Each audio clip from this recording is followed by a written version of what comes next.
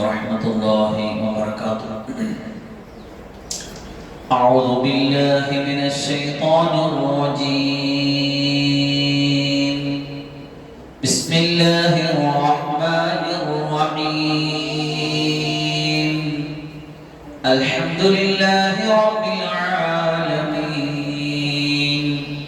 الصلاة والسلام على سيدنا محمد وعلى آله وأصحابه أجمعين. اللهم رب اشرح لي صدري ويسر لي أمري واحلل عقدة من لساني يفقهوا قولي. اللهم رب يسر ولا تعسر، رب زدنا علما وحلما وحفظا وعقلا وأدبا كاملا. رب تمم بالخير والسعادة برحمتك يا أرحم الراحمين.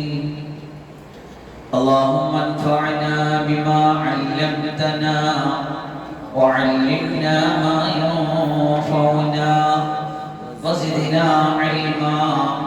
الحمد لله على كل حال، ونعوذ بالله من أحوال أهل النار. بسم الله ما شاء الله، لا يسوق الخير إلا الله. بسم الله ما شاء الله، لا يصرف السوء إلا الله. بسم الله ما شاء الله، ما كان من نعمة فمن الله. بسم الله ما شاء الله، لا حول ولا قوة إلا بالله. بسم الله الرحمن الرحيم. وما أنزلنا على قومه من بعده من جند من السماء وما كنا منزلين. അല്ലാഹു സുബ്ഹാനഹു വ തആല പരിശുദ്ധവും പരിപാവനവുമായ ഈ ദീനിയായ മജ്‌ലിസിൽ നമ്മെ സായം സന്ധ്യയിൽ സമ്മേളിപ്പിച്ചതുപോലെ പരിശുദ്ധമായ സ്വർഗത്തിൽ അല്ലാഹുവിന്റെ അനുഗ്രഹങ്ങൾ കൊണ്ട് മാത്രം നിറയ്ക്കപ്പെട്ട സുഖങ്ങളുടെ, സന്തോഷങ്ങളുടെ, പ്രതീക്ഷയുടെ, ആനന്ദത്തിന്റെ അനുഗ്രഹീതമായ നിമിഷങ്ങളിൽ സത്യവിശ്വാസികൾ ഒത്തൊരുമിക്കുമ്പോൾ അല്ലാഹു ഇങ്ങനെ ഒത്തൊരുമിച്ചിരുന്ന് അല്ലാഹുവിന്റെ ഖുർആൻ പറഞ്ഞതിനും കേട്ടതിനും പഠിച്ചതിനും പഠിപ്പിച്ചതിനും ശ്രവിച്ചതിനും ശ്രദ്ധിച്ചതിനൊക്കെ ഫലമായിട്ട് അല്ലാഹു പടച്ചവന്റെ ഇഷ്ടദാസന്മാരുടെ ലിസ്റ്റിൽ ഉൾപ്പെട്ടുകൊണ്ട് തന്നെ അവിടെ അണിനിരക്കുവാൻ നമുക്കും നമ്മുടെ വേണ്ടപ്പെട്ടവർക്കും അല്ലാഹു വലിയ സൗഭാഗ്യം നൽകി അനുഗ്രഹിക്കട്ടെ. ആമീൻ. പരിശുദ്ധമായ സൂറത്ത് യാസീനിലെ വളരെ പ്രധാനപ്പെട്ട ഒരു സംഭവത്തിലൂടെയാണ് കഴിഞ്ഞ ക്ലാസ്സിൽ നമ്മൾ വന്നത്. ആ സംഭവത്തിൽ മഹാനായ ഹബീബ് നജ്ജാർ റഹ്മത്തുള്ളാഹി അലൈഹി എന്ന വളരെ ധീരനും വളരെ സമർത്ഥനും അല്ലാഹുവിന്റെ ദീനിനു വേണ്ടി ജീവനും ജീവിതവും സമർപ്പിച്ചതുമായ ഒരു വ്യക്തിയുടെ ത്യാഗോജ്ജലമായ ഒരു ജീവചരിത്രമാണ് നമ്മൾ കഴിഞ്ഞ ക്ലാസ്സിൽ മനസ്സിലാക്കിയത്. ആ സംഭവം നമുക്ക് ഒരുപാട് പാഠങ്ങൾ നൽകുന്നുണ്ട്. ഓരോ ദിവസവും അല്ലാഹുവിന്റെ ഖുർആനിൽ നിന്ന് സൂറത്ത് യാസീൻ നമ്മൾ പാരായണം ചെയ്യുമ്പോൾ ഇത് നമ്മുടെ നാവിലൂടെ ഇങ്ങനെ ഉരുവിട്ടു പോകുക എന്നതിനപ്പുറം നമ്മുടെ ജീവിതവുമായിട്ട് ഖുർആൻ ബന്ധപ്പെട്ട് നിൽക്കുമ്പോഴാണ് ഖുർആൻ നമ്മളെ നയിച്ചു തുടങ്ങുന്നത്. ആരെങ്കിലും ഖുർആനെ മുന്നിൽ വെച്ചാൽ ആ ഖുർആൻ അവനെ നയിച്ചുകൊണ്ട് സ്വർഗത്തിൽ പോകും. ആരെങ്കിലും ഒരാൾ ഖുർആനെ പിന്നിൽ വെച്ചാൽ അവനെ ആ ഖുർആൻ വലിച്ച് നരകത്തിലിടും എന്നാണ്. എപ്പോഴാണ് നമ്മൾ ഖുർആനെ മുന്നിൽ വെച്ച് ജീവിക്കുന്നത്? ഖുർആൻ നമ്മുടെ ഇമാമാകുന്നത് നാളെ ഖബറിൽ നമ്മൾ കിടക്കുമ്പോൾ നമ്മുടെ ചേതനയായിട്ട് നമ്മുടെ ഖബറിലേക്ക് ചെന്നതിന് ശേഷം നമുക്ക് ഓർമ്മ വന്ന് നമുക്ക് ജീവൻ തന്നിട്ട് അല്ലാഹു സുബ്ഹാനഹു വ തആല ചോദിക്കേണ്ട മലക്കിനെ നമ്മുടെ അടുക്കിലേക്ക് പറഞ്ഞു വിട്ടിട്ട് നമ്മളോട് ചോദിക്കുന്ന ഒരു ചോദ്യമുണ്ട്. നിന്റെ ഇമാം ആരാ? നിന്റെ ഇമാം ആരാണ്? ആരാണ് നമ്മുടെ ഇമാം? ആരെയാണോ നമ്മുടെ മുന്നിൽ വെച്ചത് അതാണ് നമ്മുടെ ഇമാം. മൻ ജഅലൽ ഖുർആന അമാമഹു സാഖഹു ഇലൽ ജന്ന. ആരെങ്കിലും അല്ലാഹുവിന്റെ ഖുർആൻ മുന്നിൽ വെച്ചാൽ ആ ഖുർആൻ അവനെ നയിച്ചുകൊണ്ട് സ്വർഗ്ഗത്തിൽ പോകും. നമ്മൾ നമ്മുടെ വ്യക്തി ജീവിതത്തിലേക്ക് ഒന്ന് ശ്രദ്ധിച്ചു നോക്കുക, തിരിഞ്ഞു നോക്കുക. നമ്മളെ നയിക്കുന്നത് എന്താ? സമകാലികമായ സംഭവങ്ങൾ, പല പ്രശ്നങ്ങൾ നമ്മൾ നോക്കുമ്പോൾ നമ്മുടെ ചില കാര്യങ്ങളിൽ സോഷ്യൽ മീഡിയകളിൽ നോക്കാറുണ്ട്. നമ്മുടെ സിനിമകളിലേക്ക്, സ്പോർട്സുകളിലേക്ക്, രാഷ്ട്രീയത്തിലേക്ക്, നാട്ടുകാരുടെ വർത്തമാനത്തിലേക്ക്, കുടുംബത്തിലേക്ക്, അങ്ങനെ പലതിലേക്ക് നോക്കി നമ്മൾ തീരുമാനമെടുക്കാറുണ്ട്. നമ്മളെ സ്വാധീനിക്കുന്നത് എന്താ? നമ്മളെ എപ്പോഴും നയിച്ചു കൊണ്ടുപോകുന്നത് എന്താ? എവിടെയാണ് നമുക്ക് പ്രശ്നം? എന്താണ് നമ്മുടെ മുന്നിൽ നിന്നുകൊണ്ട് നമ്മളെ വെളിച്ചം കാണിക്കുന്നത്?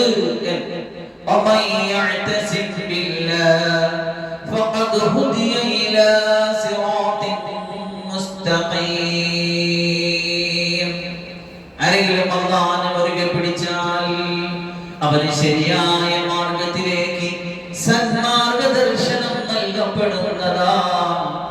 എന്നാൽ നമുക്ക് അങ്ങനെ അള്ളാഹിനെ മുറുകെ പിടിക്കാന്ന് പറഞ്ഞാൽ അള്ളാഹിന്റെ ഖുർആൻ നമ്മുടെ മുന്നിലുള്ളത്, അള്ളാഹിന്റെ റസൂലിനെ മുറുകെ പിടിക്കാന്ന് പറഞ്ഞാൽ റസൂൽ സല്ലല്ലാഹു അലൈഹി വസല്ലമയുടെ ഹദീസാണ്. ഈ ഖുർആനെ ഹദീസിനെ മുറുകെ പിടിച്ചാൽ ലൻ തദല്ലു മാ തമസ്സക്തും ബിഹിമാ. അതിനെ മുറുകെ പിടിക്കുന്ന കാലത്തോളം നിങ്ങൾ നഷ്ടപ്പെടില്ല, പരാജയപ്പെടില്ല. ലൻ തദില്ലു എന്നാണ് സത്യം ചെയ്ത് പറഞ്ഞത്. എന്ന് പറഞ്ഞാൽ ഒരിക്കലും ഉണ്ടാവില്ല. പിന്നെ നമുക്ക് വന്ന നഷ്ടങ്ങൾ, പരാജയങ്ങൾ എവിടെയാണ്? ഈ മുറുകെ പിടിക്കുന്നതിനുള്ള പ്രശ്നമാണ്. മുറുകെ പിടിക്കേണ്ടതിന് മുറുകെ പിടിക്കാത്തതിന്റെ പ്രശ്നമാണ് നമ്മൾ പല സ്ഥലത്തും കൈവിട്ട് സഞ്ചരിക്കേണ്ടി വന്നത്. പല സ്ഥലത്തും നമ്മൾ വഴിമാറിപ്പോയത്. മുമ്പിൽ വെക്കേണ്ടതിന് മുമ്പിൽ വെക്കാത്തതിന്റെ പ്രശ്നമാണ്. പറഞ്ഞു വന്നത് സൂറത്ത് യാസീൻ നമ്മുടെ സന്തോഷത്തിന്റെ സമവാക്യമാണല്ലോ.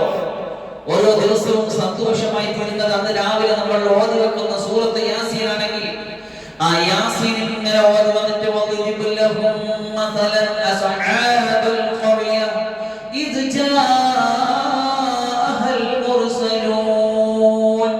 നബിയേ, അവരോട് ഉപമിച്ചു കൊടുക്കുക, ഉദാഹരിച്ചു കൊടുക്കുക. ഒരു ഗ്രാമക്കാരുടെ സംഭവം. അവരുടെ കയ്യിൽ മുർസലീങ്ങൾ വന്നു. എന്നിട്ട് പറഞ്ഞു ഞങ്ങൾ മുർസലീങ്ങളാണെന്ന്. അവരെ കളവാക്കിയവർ ഫകദ്ദബൂഹുമാ, അവരെ കളവാക്കിയവർ ഫഅസ്സസ്നാഹും ബിസ, മൂന്നാമതൊരാളെ കൊണ്ട് അവർക്ക് നമ്മൾ ശക്തി പകർന്നു. അങ്ങനെ മൂന്നാമനും വന്ന് പറഞ്ഞു. മൂന്നാമൻ വന്ന് പറഞ്ഞിട്ടും കേൾക്കാൻ തയ്യാറാകാത്ത പോകുന്നു. ആ നബിമാരെ ഇല്ലായ്മ ചെയ്യാനുള്ള തീരുമാനമെടുക്കുമ്പോ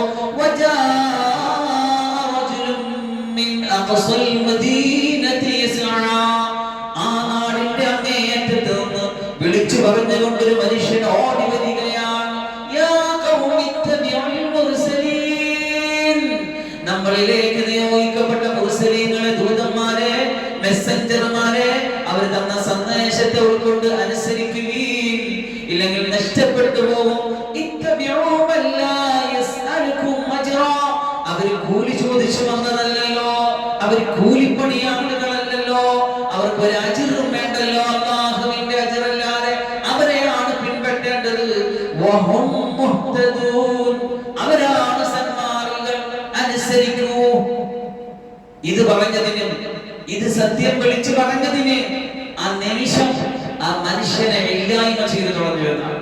സത്യത്തിന്റെ പ്രബോധനത്തിന്റെ വഴിയിൽ നിമിഷങ്ങൾ കൊണ്ട് പ്രബോധകനാകുകയും നിമിഷങ്ങൾ കൊണ്ട് ഷഹീദാവുകയും എന്നിട്ട് അല്ലാഹുവിന്റെ ഏറ്റവും ഇഷ്ടപ്പെട്ട ഉയർന്ന സ്ഥാനത്തിലേക്ക് അല്ലാഹു ഉയർത്തിക്കൊണ്ടുപോയാലേ എന്റെ ഖൗമ അറിഞ്ഞിരുന്നു എങ്കിൽ ബിമാ ഗഫറ ലീ റബ്ബി, എന്റെ റബ്ബ് എനിക്ക് പുറത്തു തന്നു എന്ന്, വജഅലനീ മിനൽ മുക്രമീൻ, എന്നെ വലിയ ആദരണീയനിൽ ഉൾപ്പെടുത്തി എന്ന് റസൂൽ സല്ലല്ലാഹു അലൈഹി വസല്ലം തങ്ങൾ ഹബീബ് നജ്ജാർ റഹ്മത്തുള്ളാഹി അലൈഹിയെ കുറിച്ച് പറഞ്ഞത് ഇങ്ങനെയാ: അദ്ദേഹം ജീവിച്ചിരുന്നപ്പോഴും ഗുണകാംക്ഷിയായി, അദ്ദേഹം മരണപ്പെട്ടപ്പോഴും ഗുണകാംക്ഷിയായി. ഇവിടെ ഹദീസിൽ കാണാം, സുബ്ബാബുൽ ഉമ്മി സലാസത്തുൽ ലം യക്റൂ ബില്ലാഹി തർഫതഈൻ. ഉമ്മത്തുകളിൽ ഏറ്റവും മുന്നിൽ നിൽക്കുന്ന ടോപ്പേഴ്സ് ആയ 3 പേഴ്സൺസ് ആണുള്ളത്. അറിയാമോ അവരെ? ഒന്ന് അലി ഇബ്നു അബീ ത്വാലിബ്, രണ്ടാമത്തേത് മുഅ്മിനു ആലി ഫിർഔൻ, മൂന്നാമത്തേത് സാഹിബ് യാസീൻ. ഫഹും സിദ്ദീഖൂൻ, അവരാണ് സിദ്ദീഖീങ്ങൾ. മഹാനായ ഹബീബ് റഹ്മത്തുള്ളാഹി അലൈഹി നിമിഷം കൊല്ലപ്പെട്ട നിമിഷം അല്ലാഹു സ്വർഗ്ഗത്തിലേക്ക് കൊണ്ടുപോയത്രേ. അപ്പോഴാണ് അവർ പറയുന്ന വർത്തമാനം ഖുർആൻ നമ്മൾ കാണുന്നത്, ബിമാ ഗഫറ ലി, എന്റെ ഖൗം അറിഞ്ഞിരുന്നെങ്കിൽ, എനിക്ക് അന്ന് പുറത്തു നിന്നൊന്നും എന്നെ അല്ലാഹു മുക്രമീങ്ങളിൽ പെടുത്തിയെന്നെങ്കിൽ എന്റെ ഖൗം അറിഞ്ഞിരുന്നു എങ്കിൽ. ഈ ഖൗമിൽ ഈ സംഭവത്തിൽ നമുക്ക് ഒരുപാട് പഠിക്കേണ്ട ഒന്നാമത്തെ സംഭവം അൽ ഖിസ്സത്തു തുദ്ഹിറു അഹമ്മിയത്തുൽ ഈമാനി ബില്ലാഹി വഹദ. ഹൃദയത്തിൽ അചഞ്ചലമായ ഈമാൻ ഉണ്ടാക്കി വെച്ചോളണം. ഒന്നാമത്തെ പാഠം വസ്സബ്റു അലൽ അദാ ഫീ സബീലിൽ ദഅവ. പ്രബോധനത്തിന്റെ വഴിയിൽ വലിയ പരീക്ഷണങ്ങൾ നമ്മൾ നേരിടേണ്ടി വരും. എന്റെ മുമ്പിൽ ഇരിക്കുന്ന ഹാഫിളീങ്ങളാകുന്ന അലിമീങ്ങളാകുന്ന ആകാൻ കൊതിച്ചിരിക്കുന്ന പ്രാർത്ഥിച്ചുകൊണ്ടിരിക്കുന്നവരെ, നിങ്ങൾ അല്ലാഹുവിന്റെ ഹാഫിളീങ്ങളും അലിമീങ്ങളും മാത്രമല്ല, നിങ്ങൾ ദാഇകൾ കൂടിയാണ്. ദഅവത്തിന്റെ വഴിയിൽ ഇറങ്ങി തിരിക്കാൻ ആഗ്രഹിക്കുന്നവർക്ക് ഒരുപാട് പ്രതിസന്ധികളും പ്രശ്നങ്ങളും ഒരുപാട് വൈതരണികൾ അല്ലാഹു നിശ്ചയിച്ചു വെച്ചിട്ടുണ്ട്. അതിനെ തയ്യാറാക്കുന്ന ഉസ്താദുമാരും മാതാപിതാക്കളും മക്കളെ അവർ ആ നിലയ്ക്ക് തയ്യാർ ചെയ്ത് കൊണ്ടുവരണം. പ്രബോധനത്തിന്റെ വഴിയിലേക്ക് ഇറങ്ങി തിരിക്കാൻ പോകുന്ന ഏറ്റവും ഉയർന്ന ഒരു രാജ്യത്തിന്റെ ഒരു സൈനിക സംവിധാനത്തിലേക്ക് റിക്രൂട്ട്മെന്റ് ചെയ്യുമ്പോൾ അവർക്ക് കൊടുക്കുന്ന മോട്ടിവേഷൻ പോലെ, അവർ കൊടുക്കുന്ന പ്രതീക്ഷ പോലെ, അവർ കൊടുക്കുന്ന സ്ഥൈര്യം പോലെ ഒരു ധീരനായ പ്രബോധകന് ജന്മം നൽകാൻ ഭാഗ്യം നൽകിയ ഉമ്മയും ഉപ്പയും ഒരു മകനെ എങ്ങനെയൊക്കെ പോറ്റി വളർത്തുമോ അതുപോലെ ഇസ്സത്തിന്റെ ധൈര്യത്തിന്റെ ധീരതയുടെ ചരിത്ര സംഭവങ്ങൾ മക്കൾക്ക് പഠിപ്പിച്ചു കൊടുക്കുമ്പോൾ ഹബീബ് നജർ റഹ്മത്തുള്ളാഹി അലൈഹിയുടെ സംഭവം എന്ന് നമുക്കൊരു ഗുണപാഠമാണ്. ദഅവത്തിന്റെ വഴിയിൽ വളരെ പ്രതിസന്ധികൾ നമ്മൾ നേരിടേണ്ടി വരും. എപ്പോഴും മറ്റുള്ളവരോട് ഗുണകാംക്ഷ ഉണ്ടാകുക. മഹാനായ ഹബീബ് നജർ റഹ്മത്തുള്ളാഹി അലൈഹി പറയുന്ന ഖുർആൻ കാണാം, ആ നിമിഷമാരെ ചവിട്ടി കൊന്നിട്ട് ആമാശയുടെ അകത്തിരിക്കുന്ന ശ്വാസനാളമൊക്കെ തുബറിലൂടെ പുറത്തു വരുന്ന രൂപത്തിൽ ചവിട്ടി മെതിച്ചു എങ്കിൽ ഒരു സമൂഹത്തിന്റെ ആത്യന്തികമായ വിജയത്തിന്റെ ലക്ഷ്യത്തിന്റെ രക്ഷയുടെ വഴി കാണിച്ചു കൊടുക്കാൻ വേണ്ടി പറഞ്ഞ മുർസലീങ്ങൾ നിങ്ങൾ അനുസരിപ്പിൻ എന്നൊരു ഗുണകാംക്ഷയുടെ വർത്തമാനം പറഞ്ഞതിന്റെ പേരിൽ ഇമാതിരി മനുഷ്യനെ ഇല്ലായ്മ ചെയ്തെങ്കിൽ അപ്പൊ തന്നെ ആ നിമിഷം തന്നെ വിചാരണയില്ലാത്ത ചോദ്യമില്ലാത്ത ഡയറക്റ്റ് സ്വർഗം. എന്നിട്ട് അല്ലാഹു മുക്രമീങ്ങളിൽ ഉൾപ്പെടുത്തിയിരിക്കുകയാ. അപ്പൊ മറ്റുള്ളവരോടുള്ള ഗുണകാംക്ഷ, ജീവിച്ചിരിച്ചാലും മരിച്ചിരുന്നാലും ഹബീബ് നജ്ജാർ റഹ്മത്തുള്ളാഹി അലൈഹി ആ സമൂഹത്തോട് ഗുണകാംക്ഷയുള്ള ആളായിരുന്നു. അപ്പൊ മറ്റൊരു കാര്യം എന്താണ്?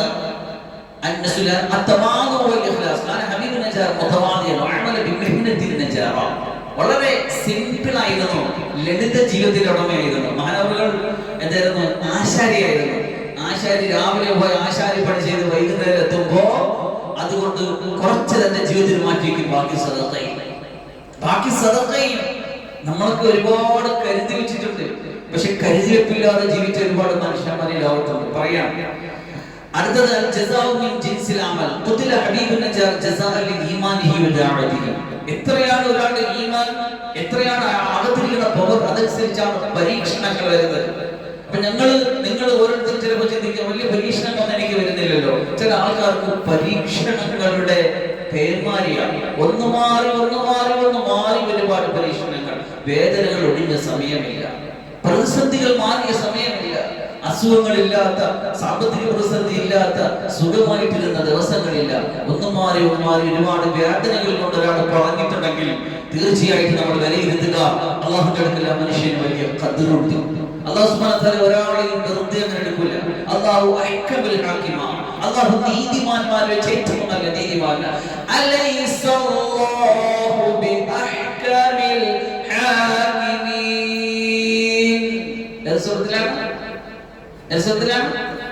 നിങ്ങൾ പറയണ്ടേ അഫലങ്ങളെ? ഒരു ചോദ്യം ചോദിക്കുന്നുണ്ട്. ഇത് കേൾക്കുമ്പോൾ നമ്മൾ എന്ത് പറയണം?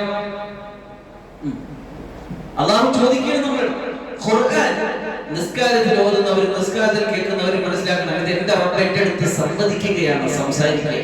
അല്ലാഹു നമ്മൾക്ക് ഒരു ചോദ്യം ചോദിക്കുക. അല്ലാഹു അല്ലേ ബിഅഹ്കമിൽ ഹാകിമീൻ, ഏറ്റവും നല്ല നീതിമാനല്ലേ അല്ലാഹു? അപ്പോൾ നമ്മൾ എന്ത് പറയണം? ബലാ വഅന അലാ ദാലിക മിനശ് ഷാഹിദീൻ. അതെ, തീർച്ചയായിട്ടും ഞാൻ അതിന്റെ സാക്ഷികളിൽപ്പെട്ടവനാ. നീ ഏറ്റവും നല്ല നീതിമാനാ. അല്ലാഹു സുബ്ഹാനഹു അല്ലാഹു ലാ യലിമു മിസ്ഖാല ദർറ, ഒരു ആറ്റത്തിന്റെ അളവ് പോലും ഒരു പടപ്പിനോട് അനീതി കാണിക്കില്ല. ഒരാളോട് അനീതി പടച്ച തമ്പുരാൻ കാണിക്കില്ല. അത് അല്ലാഹുവിന്റെ നബിയാവട്ടെ, വലിയാവട്ടെ, എത്ര ഇഷ്ടപ്പെട്ട ആളുമാകട്ടെ, ഒരല്പം പോലും വിട്ടുവീഴ്ച കാണിക്കില്ല. നേരെയാണോ നേരെ, അല്ലെങ്കിൽ അത് വാങ്ങിച്ച് കെട്ടേണ്ടി വരും നമ്മൾ. അപ്പൊ പടച്ചറപ്പ് ഒരാളെ ഇഷ്ടപ്പെടണമെങ്കിൽ, പടച്ചറപ്പ് ഒരാൾ ദർജകൾ കൊടുക്കണമെങ്കിൽ അവന്റെ മുന്നിൽ അഖബകൾ വെച്ച് കൊടുക്കും.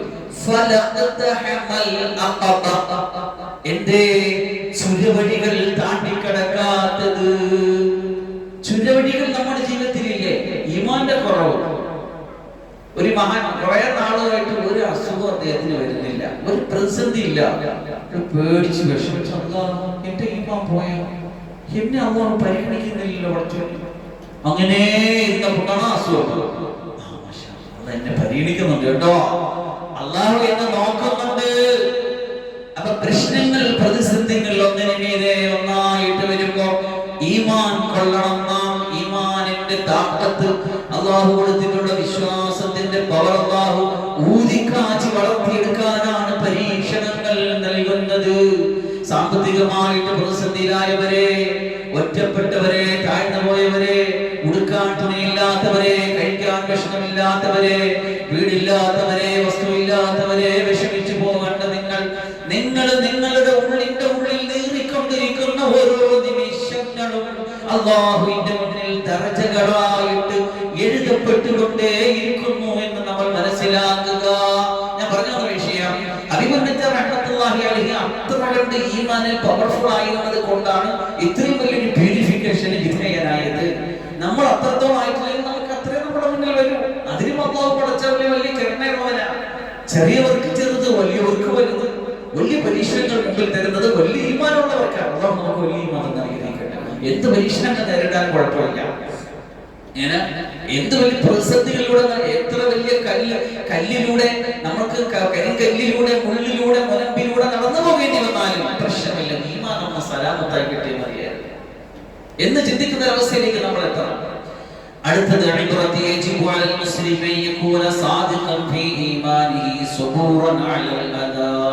ക്ഷമ വേണം. അങ്ങേയറ്റത്തെ ക്ഷമ നമുക്കൊക്കെ ഇല്ലാത്തതാണ്. B patient.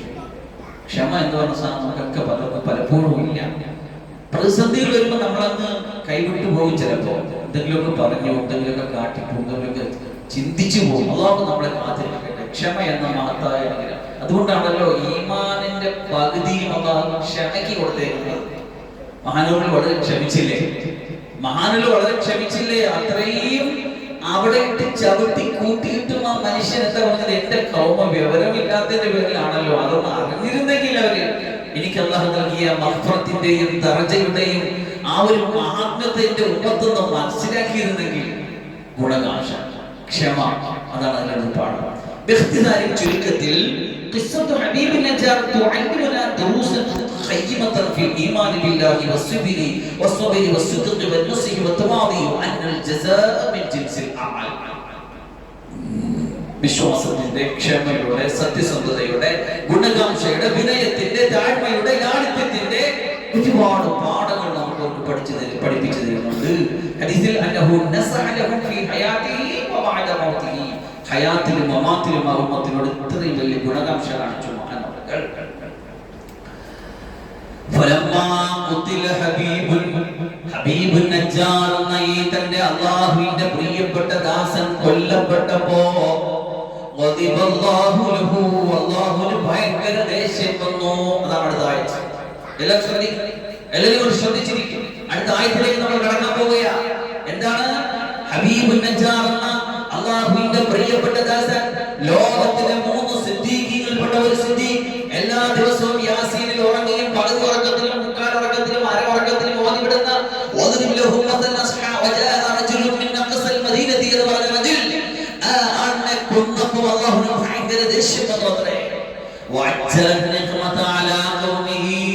പടച്ചറബരുടെ മേൽ സഡൻ ശിക്ഷ നടപ്പിലാക്കി. ജിബ്രീൽ അലൈഹിസ്സലാമിനോട് അല്ലാഹു കൽപ്പിച്ചു. ഫസാഹ ബിഹിം സ്വൈഹാ ഫമാതു അൻ ആഖിരിഹിം. അല്ലാഹു സുബ്ഹാനഹു ജിബ്രീൽ അലൈഹിസ്സലാമിനോട് പറഞ്ഞു. ജിബ്രീൽ അലൈഹിസ്സലാം ഒരൊറ്റ അട്ടഹാസം ഇട്ടുകൊടുത്തു. ആ അട്ടഹാസത്തിൽ അവസാനം വരെ മുഴുവൻ പേരും മരിച്ചുപോയി. അല്ലാഹു അക്ബർ. അതാണ് അല്ലാഹുവിന്റെ ഖുർആൻ. വമാ അൻസൽനാ അലാ ഖൗമിഹി മിൻ ബഅദിഹി മിൻ ജുൻദിൻ മിനസ് സമാ. ആ ഖൗമിനെ ആകാശത്ത് നിന്ന് ഒരു ജുൻദിനെ ഞാൻ ഇറക്കിയിട്ടില്ല. അല്ലാഹു പറയും വമാ അൻസൽനാ, നമ്മൾ ഇറക്കിയിട്ടില്ല അലാ ഖൗമിഹി, ഈ ഹബീബിനെ ചേർത്തുള്ള ഖൗമിനെ മിൻ ബഅദിഹി, അദ്ദേഹത്തിന് ഇമാതിരി നിഷ്ഠൂരമായി കൊലപ്പെടുത്തിയതിനു ശേഷം മിൻ ജുൻദിൻ, ഒരു സൈന്യത്തെ ഞാൻ ഇറക്കിയിട്ടില്ല മിനസ് സമാ, ആകാശത്ത് നിന്ന്. വമാ കുന്നാ മുൻസിലീൻ, നമ്മൾ ഇറക്കുന്നവരും അല്ല. പടച്ചറപ്പ് കണ്ട അല്ലാഹു അക്ബർ. ഐമാ അൻസൽനാ അലൈഹിം മിൻ ദിസാലത്തിൻ വലാ നബിയ്യിൻ ബഅദ ഖത്ലിഹി, മഹാനവരുടെ കൊലയ്ക്ക് ശേഷം ആകാശത്തു നിന്നുള്ള അനുകൂല തീരുമാനവും ഒരു നബിയെയും ഒരു റസൂലിനെയും അങ്ങോട്ട് അയച്ചിട്ടില്ല. ഇവിടെ പറഞ്ഞ ജുദ് കൊണ്ട് ഉദ്ദേശിക്കുന്നത് എന്താണ്? ഒരു അഭിപ്രായം, അൽ മലായികത്തു നാസിലൂന ബിൽ വഹി അലൽ അംബിയാ, നബിമാർക്ക് വഹി കൊണ്ടുവരുന്ന, മെസ്സേജ് കൊണ്ടുവരുന്ന മലക്കുകൾ എന്നാണ് ജുദ് കൊണ്ട് ഉദ്ദേശം. വഖീല അൽ ജുദ് അൽ അസാകിർ, സൈന്യം എന്നുള്ളതാണ്. എന്ന് പറഞ്ഞാൽ എനിക്ക് ഈ സമൂഹത്തെ കൈകാര്യം ചെയ്യാൻ വലിയൊരു സൈന്യത്തിന്റെ ആവശ്യമൊന്നും വന്നില്ല. ഒരു അട്ടഹാസം, ഒരൊറ്റ അട്ടഹാസം മതിയായിരുന്നു ഈ നിഷ്ഠൂരമായ ഖൗമിനെ അങ്ങ് മുച്ചൂടുമില്ലായ്മ ചെയ്യാൻ. ഒരൊറ്റ അട്ടഹാസത്തിന്റെ ആവശ്യമേ ഉണ്ടായിരുന്നുള്ളൂ. അല്ലാഹു അക്ബർ. നമ്മളെന്ത് മനസ്സിലാക്കി? നമ്മളൊക്കെ എന്ത് സെറ്റപ്പിലാണ് നടക്കുന്നത്? എത്ര വലിയ സെക്യൂരിറ്റിയാണ് നോക്കേണ്ടത്? ഒരൊറ്റ അട്ടഹാസം നമ്മുടെ ചെവികൾക്കും മനസ്സിനും ഉൾക്കൊള്ളാവുന്ന സൂപ്പർ സോണിക് സൗണ്ടിന്റെ അങ്ങേയറ്റം, അതിന്റെ പരിധിയിലല്ല അങ്ങേയറ്റം സൗണ്ട് കൊടുക്കുന്ന നമ്മളൊക്കെ എല്ലാം ചാരം കണക്കെ പൊലിഞ്ഞു തീർന്നു പോയി. അല്ലാഹു അക്ബർ. നോക്കൂ, അപ്പൊ പറഞ്ഞത് ജുദ് കൊണ്ട് ഉദ്ദേശം എന്താ? വലിയ സൈനിക സംവിധാനത്തിന്റെ ആവശ്യം എനിക്ക് വേണ്ടി വന്നില്ല, കേവലം ഒരു അട്ടഹാസത്തിന്റെ ആവശ്യമേ വേണ്ടി വന്നുള്ളൂ. അതല്ല മറ്റൊരു അഭിപ്രായം. അവിടെ ഒരു ചോദ്യമുണ്ട്. സമഖ്ശരി റഹ്മത്തുള്ളാഹി പറയുന്നുണ്ട്, ഫൈൻ ഖുൽത ഫലിമ അൻസല ജുനൂദ മിനസ് സമാ യൗമ ബദ്ർ വൽ ഖന്ദഖ്. ഹബീബാൻ മുത്തഅ സല്ലല്ലാഹു അലൈഹി വസല്ലം തങ്ങളുടെ ചരിത്രം പറയുമ്പോൾ ഖന്ദഖിന്റെ ദിവസവും ബദ്റിന്റെ ദിവസവും ആകാശത്ത് അല്ലാഹു മലക്കുകളെ ഇറക്കി കാര്യം പറയുന്നുണ്ടല്ലോ. ഫഅർസൽനാ അലൈഹിം ജൂദിഹൻ വജുനൂദൻ ലം തറൂഹാ, നിങ്ങൾക്ക് കാണാത്ത സൈന്യങ്ങളെ ആകാശത്ത് നിന്ന് ഇറക്കി എന്നാണ് പറയുന്നത്. കാറ്റിന് ഇറക്കി എന്ന് പറയുന്നുണ്ട്. പിന്നെ ബദർ പറഞ്ഞപ്പോ 3000 മലായികത്തി മുൻസലീൻ, 3000 മലക്കുകളെ, 5000 മലായികത്തി മുസബ്ബിമീൻ, തലയെക്കെട്ടും വാലും ധരിച്ച 5000 സൈന്യത്തെ മലക്കുകൾ ആകാശത്ത് ഇറക്കി എന്ന് പറയുന്നു. എന്റെ കാരണം പറഞ്ഞിട്ട് മുമ്പ് പറയാണ്. എന്റെ കാരണം മുമ്പ് ഒരു കൗമിനും അങ്ങനെ ഇറങ്ങിയിട്ടില്ല. ചിലരെ അള്ളാഹു നശിപ്പിച്ച കമ്പ് ഇവിടെ പറയുന്നുണ്ട്, അറിയാമോ?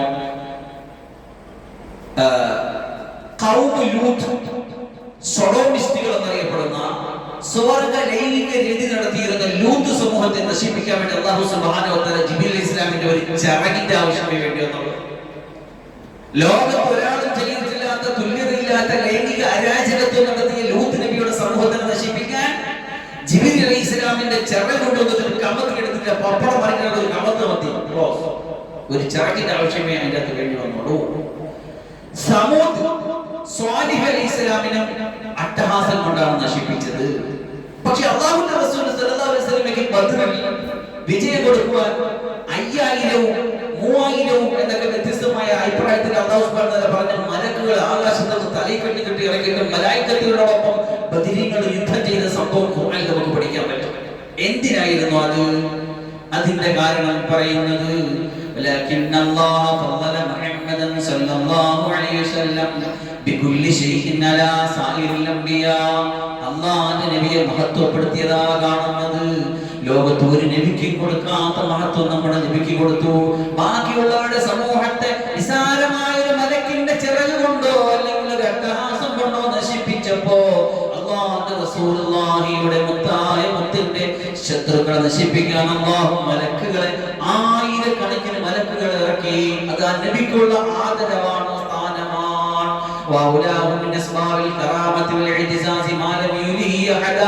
ലോകത്തൊരാൾക്കും കൊടുക്കാത്ത സംവിധാനം കണ്ടെന്നാണ് നബിയെ ശക്തിപ്പെടുത്തിയതാകേണ്ടത്.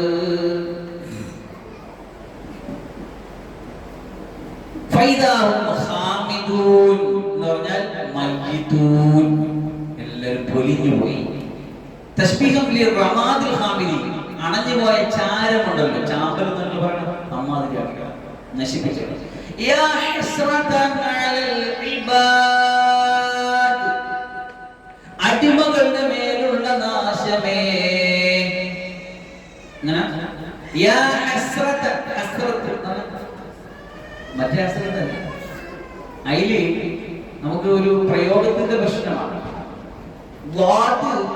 ഉറുദുക്കാർ പറയുമ്പോൾ സ്വാന്നെ പറയുള്ളൂ. അപ്പൊ അവർ പറയും ഹസ്രത്ത്. നിസാമുദ്ദീൻ എന്നാണ് പേര്, അവർ നിസാമുദ്ദീൻ എന്ന് വിളിക്കുള്ളൂ. വൈദിൽ മഖ്ദൂബി അലൈഹിം, അവർ പറയും വൈദിൽ മഖ്ദൂബി അലൈഹിം എന്ന് പറയും. ഒരു പ്രശ്നമാണ്, ഉച്ചാരണ പ്രശ്നമാണ്. അതിൽ നിന്ന് വന്നതാണ് ആ ഹസ്രത്ത്. ഹസ്രത്ത് മൗലാന ശൈഖ് നമ്മൾ പറയില്ലേ, ഹദ്റത്ത് എന്നാണ്. അവരുടെ സാന്നിധ്യത്തെ ബഹുമാനിച്ചുള്ള ഹദ്റത്ത്, ഹദ്റത്ത് എന്ന് ശരി. പ്രയോഗത്തിൽ ഹസ്രത്ത് എന്നൊന്നുമില്ല, ഹസ്രത്ത് അല്ല. ഈ ഹസ്രത്ത് എന്നറിയാമോ? ക്ലേശമേ എന്നർത്ഥം വരുന്ന ഹസ്രത്താണ്. ഇത് ഓർമ്മിക്കണം ഓതി പോകുമ്പോ. യാ ഹസ്രതൻ അലൽ ഇബാദ്, അടിമകളുടെ മേലുള്ള ക്ലേശമേ. മാ യതീഹിം മിൻ റസൂലിൻ, അവരുടെ ഒരു ദൂതനും വന്നിട്ടില്ല. ഇല്ലാ കാനൂ ബിഹി യസ്തഹസിഊൻ, അവർ പരിഹസിച്ചിട്ടല്ലാതെ. പടച്ചവനെ, പടപ്പിനെ പടച്ച സൗകര്യങ്ങളും സുഖങ്ങളൊക്കെ കൊടുത്തിട്ട് പടച്ചോനെ മനസ്സിലാക്കാൻ വേണ്ടി ദൂതന്മാരെ അയച്ചപ്പോ കാണിച്ച കാണിപ്പാണ്. എന്താണെന്നറിയോ? വന്നവരൊക്കെ ആക്ഷേപിച്ച്, കുറ്റപ്പെടുത്തി, ഒറ്റപ്പെടുത്തി, കൊന്നു, ഇല്ലായ്മ ചെയ്ത അഹങ്കാരത്തിന്റെ പ്രതികരണം. അല്ലാഹു സുബ്ഹാനഹു വ തആല പറയാണ്, അലം യറൗ, അവരെ കാണുന്നില്ലേ? കം അഹ്ലക്നാ ഖബലഹും മിനൽ ഖുറൂൻ, മുമ്പ് എത്രയോ സമൂഹത്തെ നമ്മൾ ഇങ്ങനെ നശിപ്പിച്ച് തരിപ്പണമാക്കിയത് അവരറിയുന്നില്ലേ? അന്നഹും ഇലൈഹിം ലാ യർജിഊൻ, അവരൊന്നും തിരിച്ചു വരാത്ത തരത്തിൽ അവരെ നശിപ്പിച്ച് തരിശാക്കി തരിപ്പണമാക്കിയത് അവർ കാണുന്നില്ലേ? വൈൻ കുല്ലുൽ ലമ്മാ ജമീഉൻ ലദൈനാ മുഹ്ളറൂൻ, എല്ലാവരും ഒന്നില്ലാതെ എന്റെ മുന്നിൽ ഹാജരാക്കപ്പെടേണ്ടവരാണ്. ഇവിടെ യാ ഹസ്രതൻ അലൽ ഇബാദ് എന്ന് പറഞ്ഞത് ആരാണ് പറഞ്ഞത് എന്ന് ധാരാളം അഭിപ്രായങ്ങളുണ്ട്. ഒന്ന്, ഈ കാഫിരീങ്ങളായ കൗമ തന്നെ ശിക്ഷ വന്നപ്പോ കൊല്ലണ്ടായിരുന്നു അദ്ദേഹത്തെ, അല്ലാഹുവിന്റെ തീരുമാന ശിക്ഷയും വന്നല്ലോ എന്ന് അവർ തന്നെ വിളിച്ചു. ഈ സമൂഹത്തിന് മേലുള്ള നാശമേ. മറ്റൊരു അഭിപ്രായം മലക്കുകളാ പറഞ്ഞത്, ആ മുർസലീങ്ങളെ കളവാക്കി ഈ സമൂഹത്തിന്റെ നാശമേ, ഒരു കഷ്ടമാണ്, ക്ലേശമാണ്. ഇനി മറ്റൊരു കൂട്ടം പറയുന്നു, അതല്ല, ഇത് അങ്ങേറ്റത്തുനിന്ന് ഓടി വന്ന ഹബീബ് നജ്ജാർ റഹ്മത്തുള്ളാഹി അലൈഹിയുടെ വാക്കായിരുന്നു. യാ ഹസ്രതൻ അലൽ ഇബാദ്, ഈ സമൂഹത്തിന്റെ നാശമേ, ക്ലേശമേ എന്ന്. അല്ല, മറ്റൊരു അഭിപ്രായം ഉണ്ട്, അതല്ല, നേരത്തെ വന്ന 3 മുർസലീങ്ങളിൽ അതിൽ രണ്ടുപേരും ഒന്ന് ഫഅസ്സസ്നാ ബിസാലിസിൻ, മൂന്നാമതൊരാളെ കൊണ്ട് ശക്തിപ്പെടുത്തി എന്ന് പറഞ്ഞില്ലേ, അവരാണ് എന്ന് പറയപ്പെടുന്നത്. ശരി,